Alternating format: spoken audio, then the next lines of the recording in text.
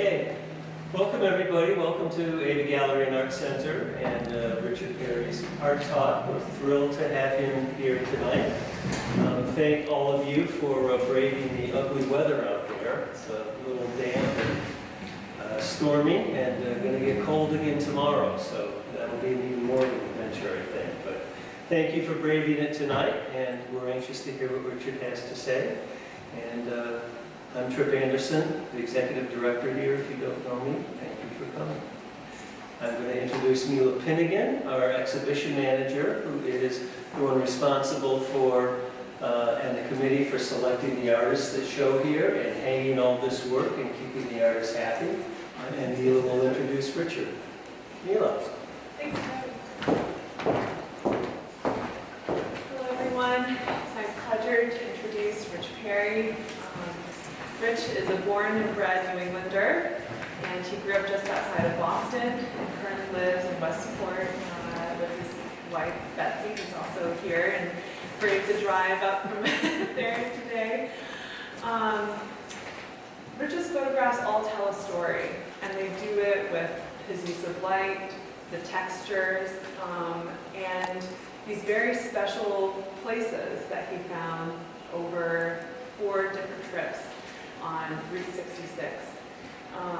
And although I've never traveled down Route 66, in these photographs I feel like I really have.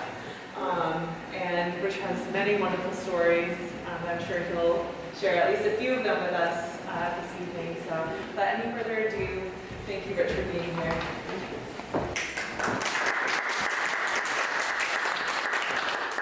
Well, I am delighted to be here. Let's get one question out of the way. What color was the Corvette on the Route 66 TV show? Red? Was it red? No. It was a black and white show.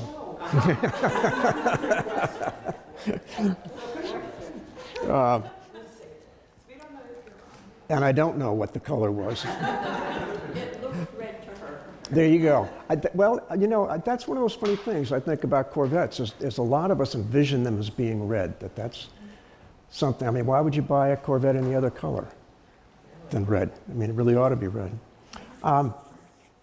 Route 66, the mother road, sometimes called the Will Rogers Highway. It opened in 1926, but although it was not fully finished until 1938, it goes from Chicago to LA, if you remember the song, on Route 66. It was not fully paved until 38, and it is I will tell you right now, it's no longer fully paved either. There are parts there's lots of parts you cannot drive on. We tried to follow it as much as we possibly could. It's a group of 4 of us, and we had to turn around several times, and we're lucky to turn around one time. Went through 8 states. I have to write these down.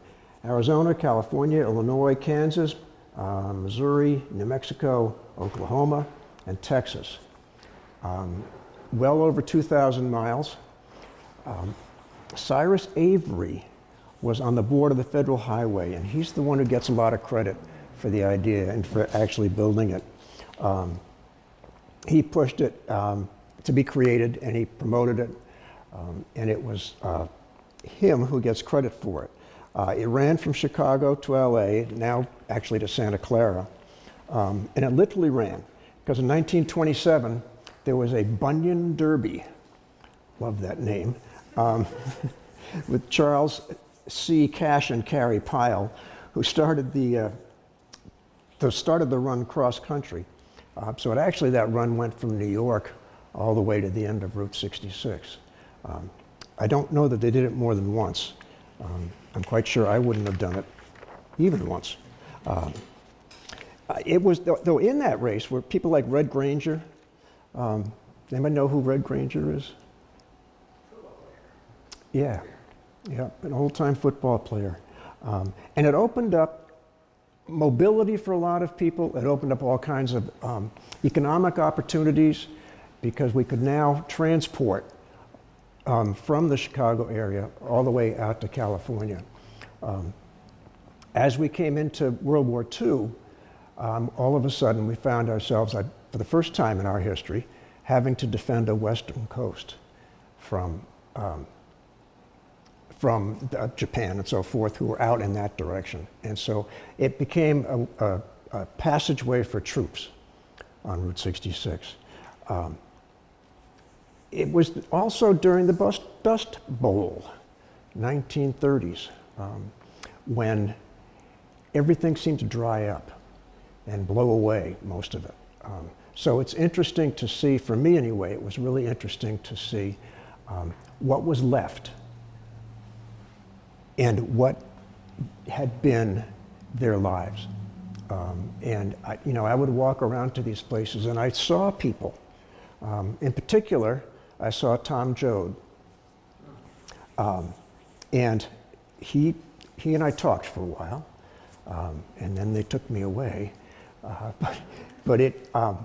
I really felt some kind of connection with it. Grapes of Wrath is my favorite book. Well-used copy by somebody else, not me. I can't find my copy of it, actually, my original copy of it.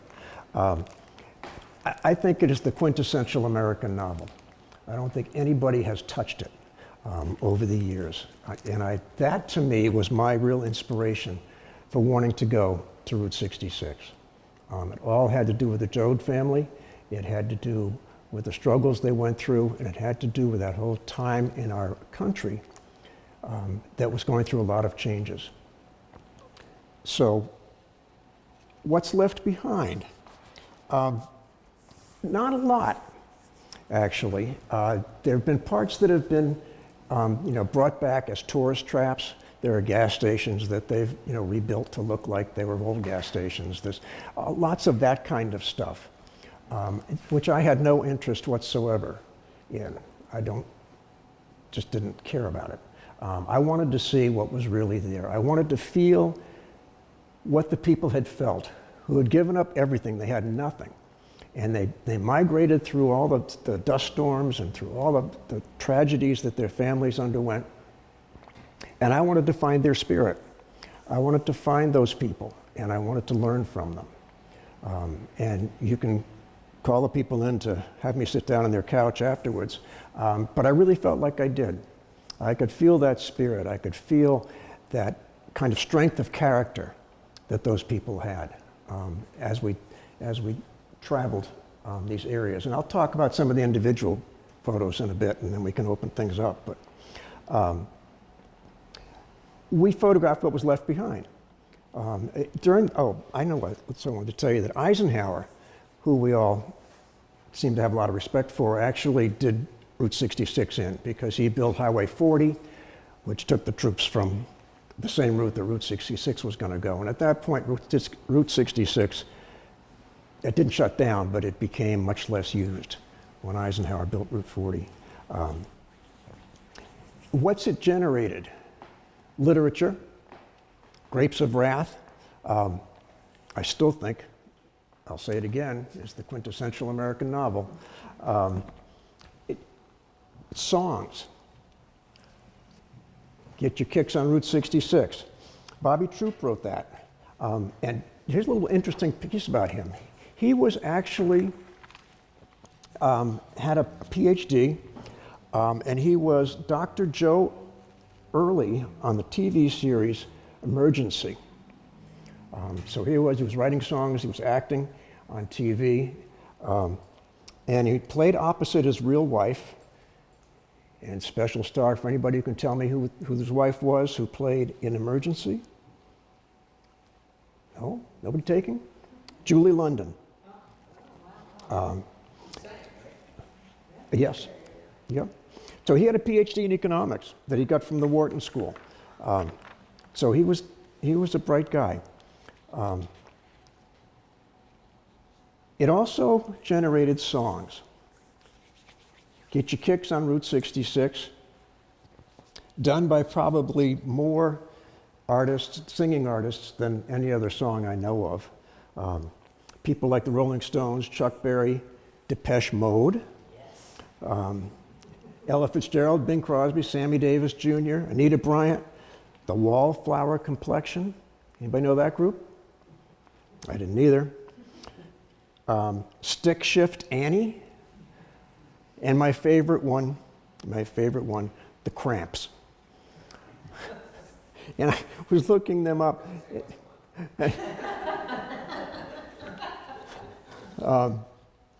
I was looking them up and trying to figure out what some of their songs were.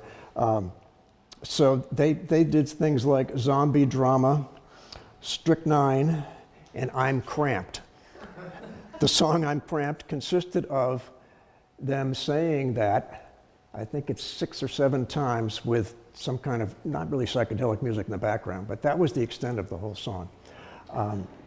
I did not find, and I know it's out there, but I did not find their version of Route 66 to listen to.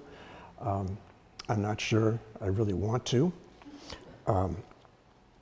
But he also wrote such songs as Snooty Little Cutie, which Frank Sinatra recorded. And then came the movie, Grapes of Wrath. And who starred in that? Henry Fonda. Great show. TV show starring Martin Milner and George Maharis. And even Alan Alda appeared on that show. And you now know what color the Corvette was not. And interestingly enough, in spite of it being called Route 66 and with the Corvette and all that, there were very few scenes in that TV show that were actually on the road. I don't know why, but that's it. So how did I get there? I got there with a group of 4 people. A friend of my Aunt Nancy Osgood, who's sitting right there, is an avid photographer, and she connected me with him. And he and I and 2 other people have gone on 5 trips? 5, 6, 7? A fair number. A fair number. And we've gone to Route 66 3 times. We did not do the last section of it, only because that's one of the people on the trip gets on Google Earth and he goes and looks at all the sites along the way to scout it out and set it up. And he finally got frustrated and said, there really is nothing very interesting in the last part of it. So I don't think we're going to go do that. We started in Oklahoma, and Oklahoma has probably the largest number. We didn't start in Oklahoma, but Oklahoma has probably the largest number of surviving buildings that are still up. Some of them are in good shape, some of them are not in good shape. But one of the things we did not do was go to the tourist traps. We drove past them, and they are there. We did stop at one gas station that had been restored, but that's because it was in a town that hadn't been, that we wanted to see. That was in the, where's the picture? Well, it's around somewhere. I'll figure it out later. Oh, I know. It's the one with the chairs where it says Family Warehouse. And by the way, did any of you notice how they spelled warehouse? Oh, yeah. Lots of spellings. Yeah, lots of interesting spellings. But in that particular case, the warehouse was actually used to be filled with shirts. So I like to think that they were making a play on words. I don't know, but I like to think that. And that's the fun of going to something from the past, is that you can have your own fantasies and nobody can correct them or say you're wrong. We didn't go to tourist traps. We didn't do any of that. I did make the other 3, not make, I couldn't make them do it, but I suggested the other 3 all read Grapes of Wrath before we went. One person actually had admitted that he had not read it before. This is a very well-educated person. And I think it was an eye-opener for them to have read it and then see, as it was for me too, to see what was there. So that's really where my inspiration came from. He said he wanted to rip the reader's nerves to rags. He celebrated the workers and their unionization. He was called a communist. He was called all kinds of names. Steinbeck was. But it's interesting because this book became the first book of the month for the whatever it is book club. It also won a Pulitzer Prize, and Steinbeck himself won the Nobel Prize in the 60s. So the story is about Tom Joad and his family. It's about migration, poverty, class warfare, decimation of land, the fault of the government. So it was a lot of things that went on that I tried to find, I wanted to experience. And I could do it with a camera. I probably could have done it walking around, but I don't think so. For me, a camera is a way to see what I don't normally tend to look at. You know, the barn there, it's a corrugated barn. And it was not one of the sites that had been found by the person who does the research. But I walked over a hill, and there it was. And if you walk past that barn, it changes colors, because it's corrugated metal. So every step, you got a new barn in there. But what was interesting to me, aside from that, and more importantly than that, was that I felt I could feel what used to go on in that barn. I looked in the windows, and I didn't climb all the way in because I wasn't trusting it. But I could see what kind of a life had been lived there, the old equipment for farming that took so much energy out of somebody. And I just found it very moving. And I continued to find people in all of these. So that was one that I loved. The one with the curtain was the town hall of the small town. And waited a long time for the wind to blow that just right. This is part of the Avon Motel. The Avon Motel, you'll see if you look up Route 66, you'll find photos of it. It's obviously not still open, but it was a classic motel. And that's the same as this one over here. And you can see there were separate buildings, and there actually, I think, were 2 more that were just foundations. But that was where people stopped. If they had the money, they could spend the night in a motel. If they didn't, they camped on the side of the road. And so there's all kinds of history inside those. There's their sign. I don't know why they had to call it the Avon Motel. Everybody calls it the Avon Motel. There's a lot of Avon motels around. But anyway, so that's in a window, one of them. The outhouse. I'm fascinated by outhouses. I was actually going to do a series of photographs on them, but then I didn't. But I've never seen one that had metal over it. That's really kind of nice, a tin outhouse. That was quite well taken care of. And then the poem. I don't know if you've read it, but it's the old poem about, he ends up saying, I'm now a man, but nonetheless, I'll try the children's hole, because he had talked about as a kid almost falling through the hole there. This was, for me, it brought it around because this was a poem that hung on the outhouse, not where I grew up, but where my grandparents had a camp up in Maine for hunting and fishing, and they had this hanging on the outhouse. So again, it tied it together for me. My photography is personal. It really is. I get involved with what it is I'm taking photos of. By the way, they used to close the door and turn the latch so that it was closed and go up lake. And one day they did that, and then somebody said, "Where's Peg?" She had been locked in the outhouse. She was not happy. And if my grandmother was not happy, nobody else was going to be happy either. She was a wonderful, wonderful woman. But so that's the kind of thing that pulled me into it. I really am not good at photographing something that I can't find a relationship in.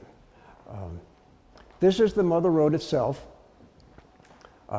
Interestingly enough, there was a pickup truck that stopped because I was lying on the road. Actually, I was standing in the ditch. And he stopped, and we got talking, and he said his father used to drive that road every day to go to work. He was there with his pickup.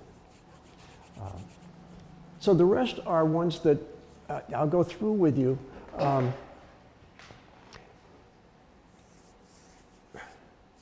That's the best thing I can say.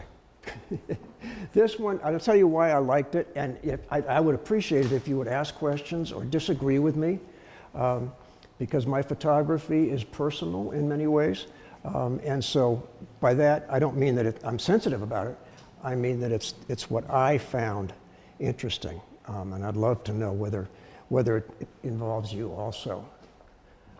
This, the old pickup truck and the windmill, just struck me as being so classic for that area. Out in the middle of a field, you know, with a shed that's falling apart. Somebody's taking a few shots at the truck. I actually had a truck that was probably about that same, would you say that's about the same era? Yeah, that I loved. That was my grandmother's too. Yeah, it was in much better shape. It really was. It also struck me that how flat it is, and we New Englanders notice those kinds of things. But I love the shape of the clouds and the way they sort of swept in. Was interesting to me. This was a cabin that I don't think I actually went in, but I may have. And again, I could feel, you know, this was something that had been built while people were migrating across the country. They stopped, built their cabin, tried to farm the land until the Dust Bowl came. Again, I could see people working in the fields. I could see people working around the house in my mind. Can you all see them? They're right there. They'll talk to you even. Yeah. It's interesting that you got one tree that looks almost dead and the other is so alive. Yep. And that was not unusual out there, and that kind of metaphor for being alive and not alive. I could feel the people there. And when you think about it, this tree here was probably very small, if at all there, when that was built. And yet this one, the one that's dead, had grown and gone through all of that. This one cracked me up. Shoes in the tree. And what also interested me was that out there, in some areas, they just have a letter for the street. Rather than getting involved in trying to give a street name, who to name it after, they'd use a letter. So that was Z Street. Don't know where it went. We didn't go down that road. But the shoes were there. I don't know about you folks, but what does it mean if shoes are hung up over the wires? Do you see that on occasion? If you're in LA, it's gang related. Is it? It used to be. I know what it is. I noticed that and I said,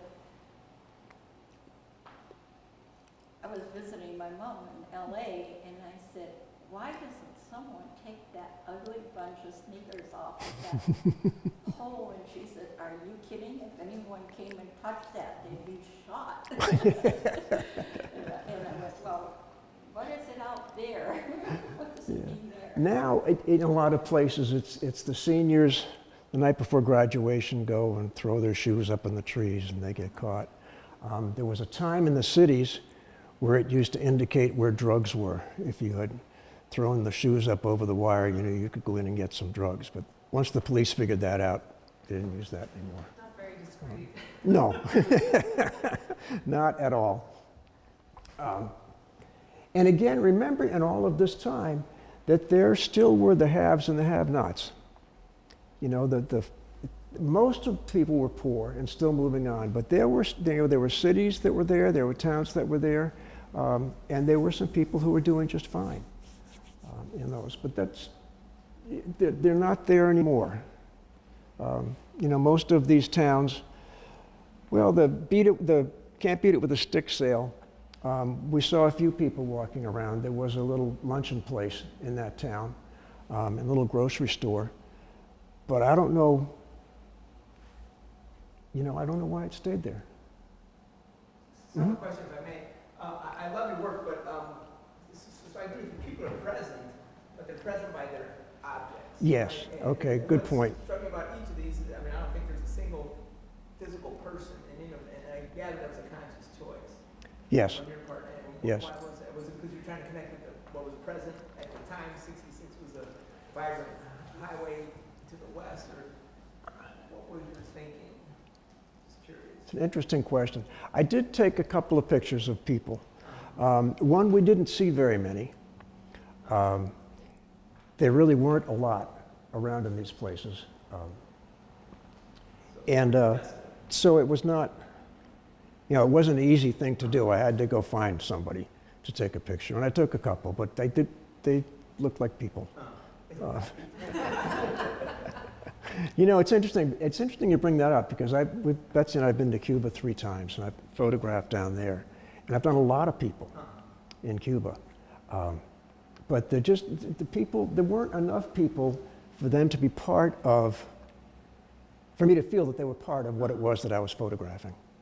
I guess is the best way to say that. It's a great question. Your next project. Yeah. So have you read My Travel with Charlie? Oh, a long time ago I did. Yes. Love that. Yep.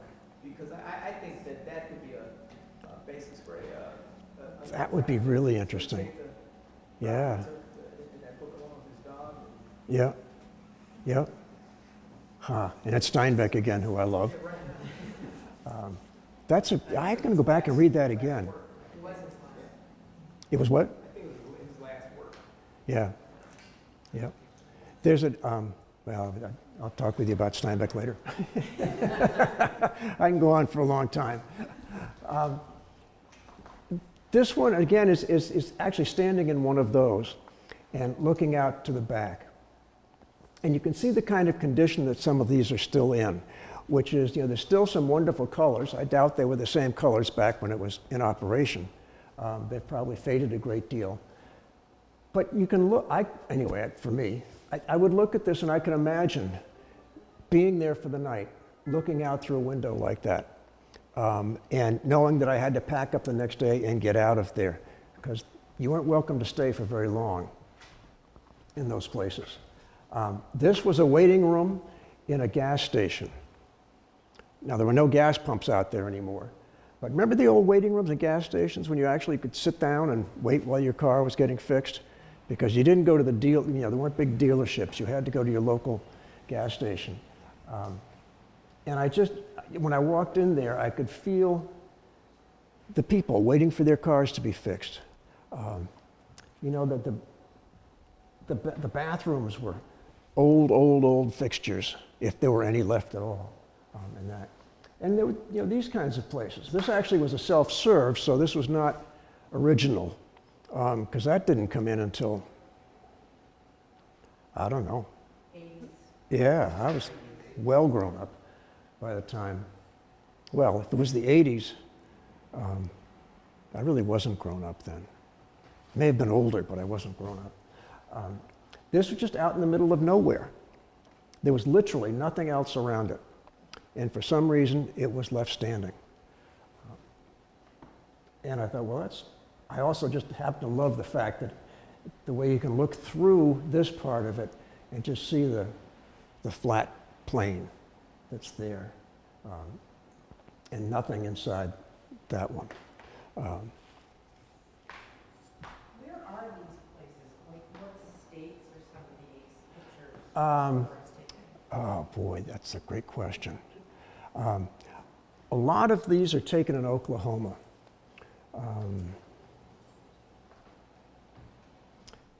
Those two were not. I'm trying to remember where those were taken. Those were the second trip.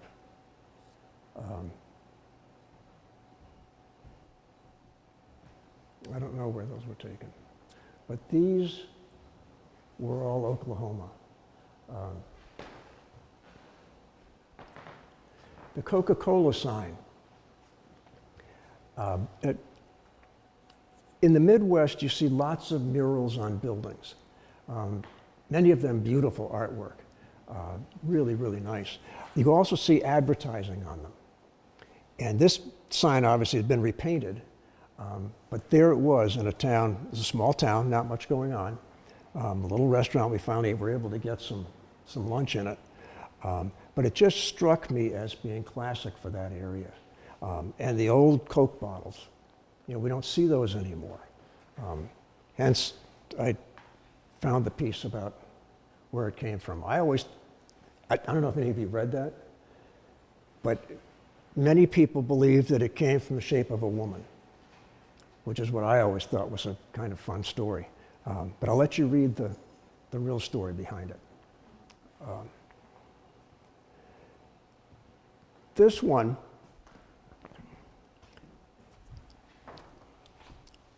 I just found amusing.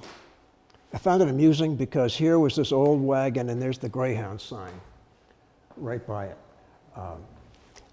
And I took it and I thought, uh-oh, we're going to get into the politically correct argument. So I found somebody who's actually a Native American, and I asked, and he said, no, not a problem. That's an artifact that was real.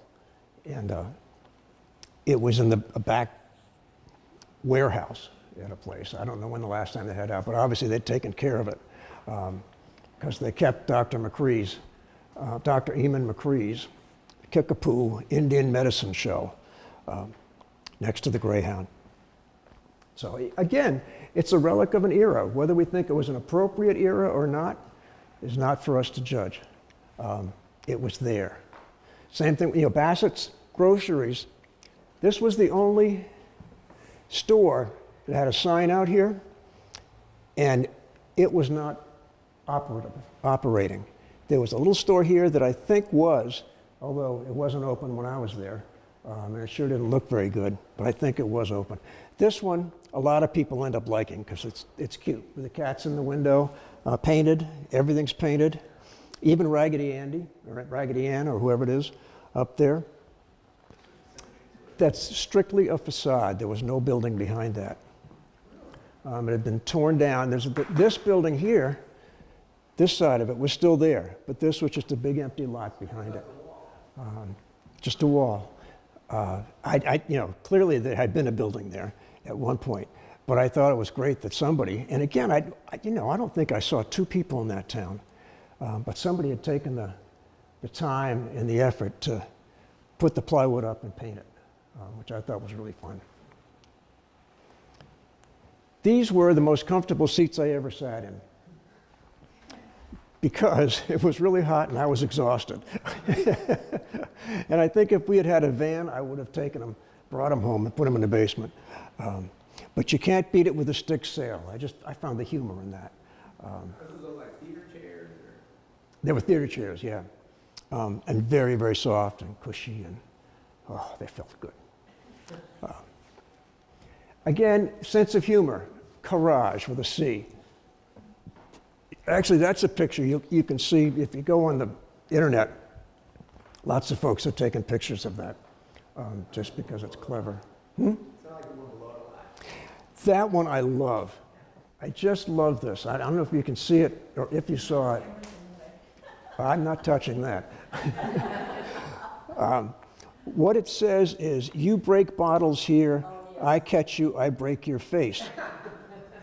Break spelled B-R-A-K-E, which just cracked me up. And I didn't see any broken bottles, so apparently it was working. Because I would have loved to have had one in the picture. It would have been fun to have a broken bottle at the bottom of it, but it wasn't there, and I wasn't going to put it there. I didn't see anybody anywhere near around that. I don't know what was inside it. All the windows and any doors were not passable or look-inable, if that's the word. But it goes to show there is a sense of humor out there with courage and old deer. Now, this was out in the middle of nowhere, as you can tell. And Out West Pub, it's called. An old deer? That doesn't sound very appetizing to me. I don't know about you folks, but that doesn't sound like I want to eat it. What it really was cold beer. And somebody got up there and painted out the C and painted out the middle line in the B. So it had been cold beer, and now it was old deer. Again, a great sense of humor out there. And that's the kind of thing that attracts me to it. That's the kind of thing that makes it human for me, which again is part of what I love about this. Is I can see those people, even in the photos. I don't know if you can see them or not, but they're there. They really are. This was just an old truck that was interesting. This is actually Route 66. Looks like a railroad bridge. It's Route 66, and I don't know if you remember in the book when, who was it? Was it Al? I can't remember who. The son in the family who was not altogether there. Anyway, he decides to leave the family, and he goes and gets in the river and swims away. And we like to think that that's where Steinbeck was thinking about, was right there. Again, I could feel all the people camped out there, and I could see him going over and getting in the river, and off he went. Poor guy. Anyhow, silos are all over the place out there. It is flat, really flat. And there was that was not actually coming in, but it was there. This silo was not being used at this point. They were rebuilding it. And the story that they tell, and I don't think I think it's true, is that quite often the deaths that you hear about in a silo, it's a very dangerous place to be, and oftentimes it's somebody up at the top fixing something who falls in, and they then drown, literally, because they're inhaling so much of the dust that's up there. Again, so we have it pretty easy in some ways. Watson's Barbecue was actually where I found the kickapoo, and the cat just sitting there. I don't know, there was something really friendly and warm about the cat, but there were no mice around, so I figure the cat was doing its job. And I don't know what folks can see down here. Hang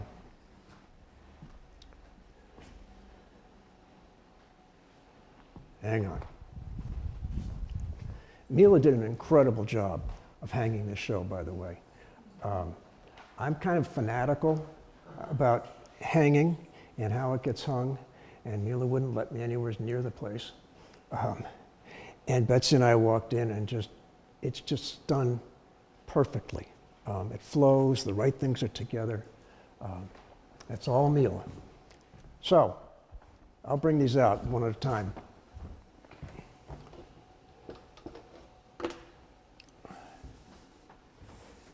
This one has a little story behind it. The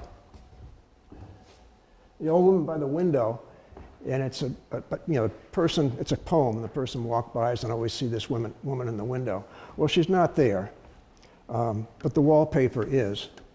But it just struck me, if there was going to be somebody for that poem, this was the window that she would have been sitting by. And what I like about this also, from an artistic standpoint, is I love the textures that are around it. I love the different colors that are muted but stand out differently. I love the wood. So that's the kind of thing that gets me too. There's beauty in the old. I think there's all kinds of beauty in it. So is there a lamp in the window? That's a part of the wallpaper. Oh, it's part of the- Yeah. It was not in very good shape, obviously. So that's one. I'm not going to put it back up if that's okay. Thank you.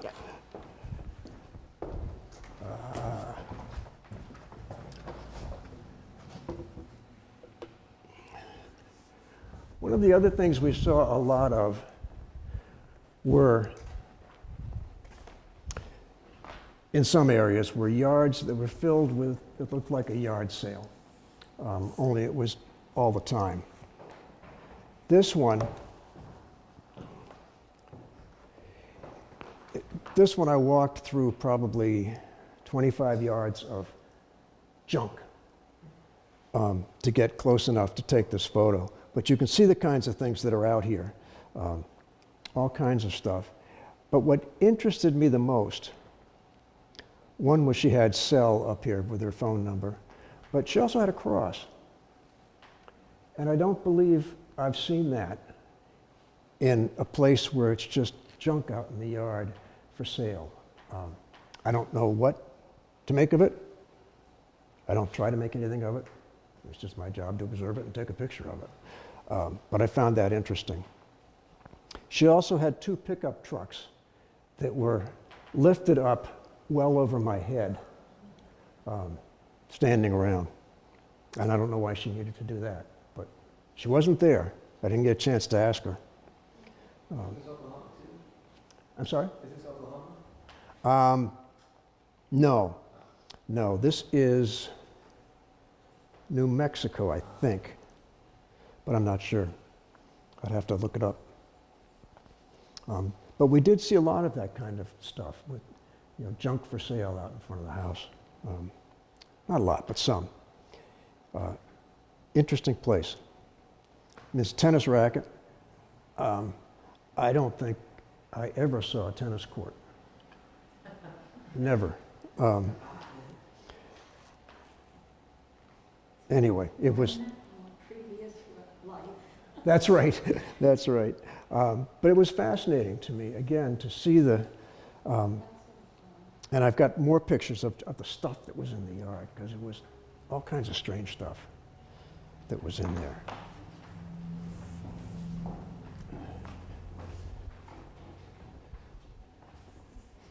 I'll trade you. Got it?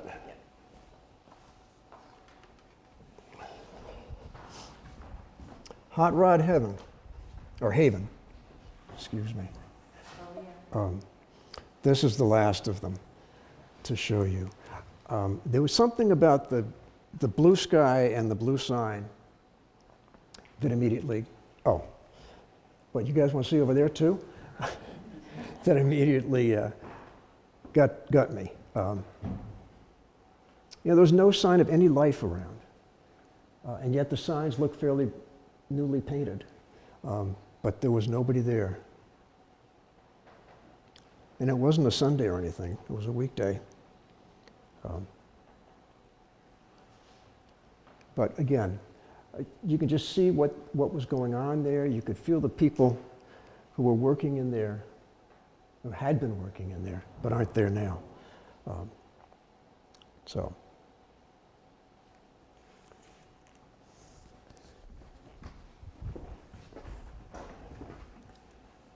Questions, thoughts, observations? Yes, sir. What do you use for photography equipment? I have a Nikon D800 that I use. I've had it for a long time. It's a workhorse. I go with 3 guys who have Sony 3s and all kinds of fancy-dancy stuff. And I have camera envy. I would love to have one of those particular cameras. But it's a big, heavy camera that I use. It does not have vibration reduction. And I don't have very steady hands, so I use a tripod. But it served me well. What about lenses? Most of my shooting is with a 24 to 70, and sometimes I'll use a 70 to 200. But that's getting to a lot of weight to carry around on a Nikon. Almost all of these. In fact, I don't think any of these were taken with a telephoto. They're all with a 24 to 70. Part of it is we could get right up to stuff. Nobody was there telling us not to.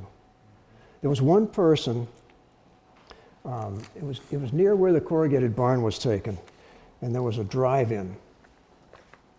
And it looked like it was actually still used every once in a while. And there was a sign that said, "Don't go on the grass." Well, of course, one of the guys, an elderly gentleman, wonderful guy, went on the grass. At which point, this guy came out screaming and just laid into him and said, "You will not go on the grass. Can't you read that?"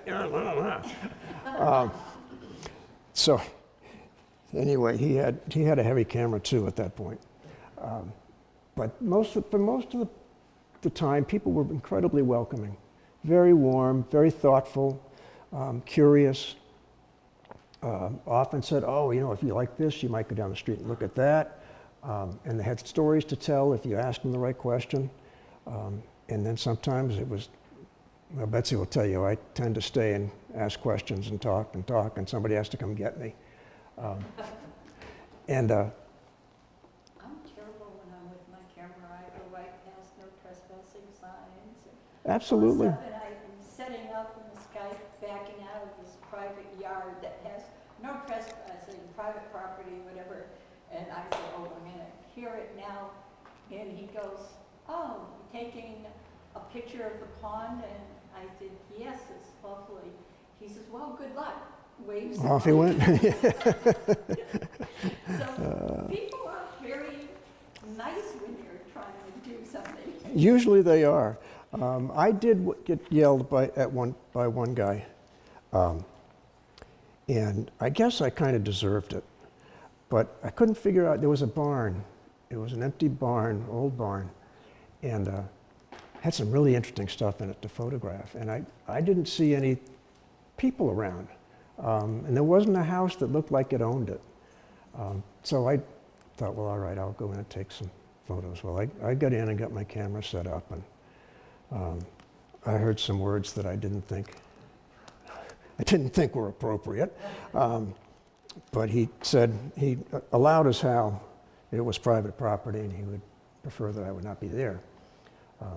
So I left, obviously, and went and got the other guy that was photographing that area with me, and I said, "We need to go." And that's, you know, I don't like to do that. If I can ask permission, I usually ask permission.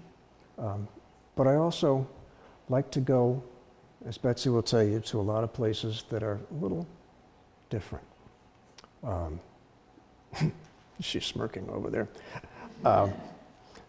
I did just finish a series on a house in Newport, Rhode Island, built in 1751, and it was being redone. And I was walking around Newport with my camera, and so I went up to knocked on the door, and I said, "You know, is the owner here?" And the guy said, "No." And I said, "Well, would you give him my card? I'd really like to photograph. I like old buildings." And he said, "Sure." And the next day, you know, usually you figure you're going to walk away and nothing's going to happen. The next day I got an email, and he said, "You're more than welcome to come shoot anytime, anywhere, but I am having trouble with the Historical Commission, and so I need pictures of the windows, inside and out." I thought, well, that's fair, no problem. 55 windows, 55 windows. But then he gave me absolutely free rein. And he had torn all the walls out, he was redoing stuff, and but it was fascinating. And he let me crawl around wherever I wanted to be, and you get the best pictures when you do that, I think. Betsy's over there going, "Oh my God, he almost died." But it was, you know, and so that's, as you can see, you gotta walk, you gotta get on your feet and go find the places. And it's really fun. So have you ever put together a book of all of these, or? I have. Didn't I leave some here? I didn't? Oh. If you can look it up on Blurb if you want, or if you want, I'd be happy to send one to you. It's just got a lot of these same pictures in it, and a little writing that I did along with it. So you can pick up my cards; they're on the back table. I've done that. I think I have 3 or 4 copies of the book. And I can always get more. Or you can go directly to Blurb.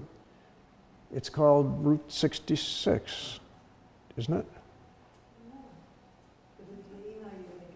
That's true. And my email's on the card, so you can email me. And they are for sale. somebody's got to pay the tuition, so. No, we're past that What stage. were you driving for a vehicle, We rented a van, a van?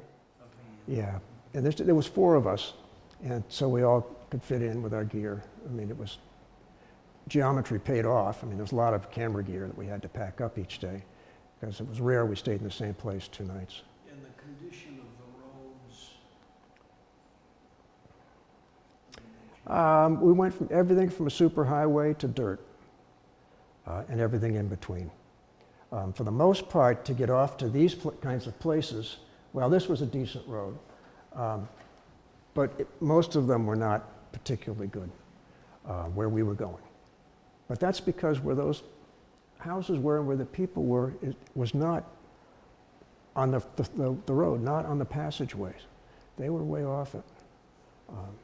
And a lot of falling down houses, a lot of stuff in really ill repair out there. So we did have to be careful. How would you characterize the spirit of people? Because you've been sort of captured falling apart decay, and you use those words, but was there pride? Was there? We didn't see, well, lunch, dinner, the motel, we didn't see a lot of people at these places, but when we did for lunch, for instance, I'd pick their brains. They were all very kind, upbeat, very nice, except for that one guy who threw me out of his barn. But no, they were very kind people that we saw. And you know, some of the tourist traps that have been remade, we stayed away from. So I don't know who we would have found there, but probably tourists that we didn't want to see. So have you Sure. thought of any other series that you'd like to do? Some Oh, how long do we have? Betsy and I have done 3 trips to Cuba. So I've done a lot of work on Cuba, and I would love to continue to do that's more of that. changing, isn't it? Yes, it is. But I would love to continue to do more of that. I find Cuba fascinating. Nancy's been with us on one trip down there. It's really, really interesting. And some of that is on my website. More will be, because I now have somebody taking care of my website, sitting back behind your right shoulder. And I don't know, I'm about to start a series on flowers, not just regular shots of flowers. I mean, there's a million of those out there. But I want to do some work with a little bit of Photoshop. And I happened upon it with one flower I took, and so now I'm going to try to do more, which is I left the flower bright. And behind it was a lot of growth. And what I did was desaturate that.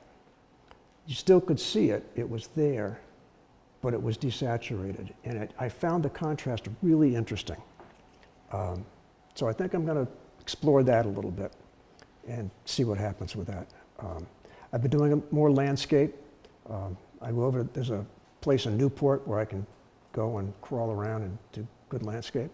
That's North Dakota. Did a trip there, and we're doing another trip there. That's pretty bleak up there. There's not many people, and again, the group likes to do old houses, so we had somebody who used to take photographers up there, and we went, and it was fascinating. Some great old buildings. A couple of outhouses, yeah. And we found that I don't drink wine, but the other guys do. You know the little known Indian tribes up in the Dakotas, aren't there? Probably, Yeah. yeah. I have a cousin who married a girl who's an Indian girl Huh. from Dakota. Yeah. And she said that tribes are mainly pretty small and scattered out. Yeah. There are a lot of abandoned farms out there.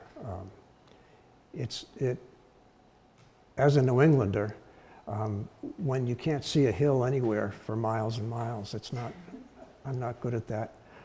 But again, you get into those old farms and you start wandering around and you look at what they've left and you start feeling them there. You start knowing what their lives were a little more like, knowing a little more like, knowing a little more about what their lives were like. It's not that hard a sentence. You find It was, old cellar holes or old places where they dump their yep, things, and you can really get a sense of their history. yep, yep. And some of these houses still have a few things left. There's a photo I took that Betsy hung in her office for quite a while, just of a coat hanging on a hook. And there it was. The colors were incredible on the wall, but there was nothing else in the house. But somebody had left it there. So, and yet, again, that's how you find, for me, it's the people I imagine. Really fun. Any other questions? No? Take a card, let me know. How long are, is this supposed to be up for? I got asked. February 1st. Okay. I was telling someone about it today, and they said, well, how long is it gonna be there? And I says, I think till the end of the month. Yeah, I'll be back up to pick it up. He works like 2 blocks away, and I said, you can run up doing your lunch. No, that's right. No excuse not to make it. Um, Well, thank you so much, So- Rich. Yes. If- Thank you. You're welcome. Thank you. And again, take a card and email me if you have questions or thoughts, if you just want to respond. Go ahead and email me. I'll be interested to hear what you think.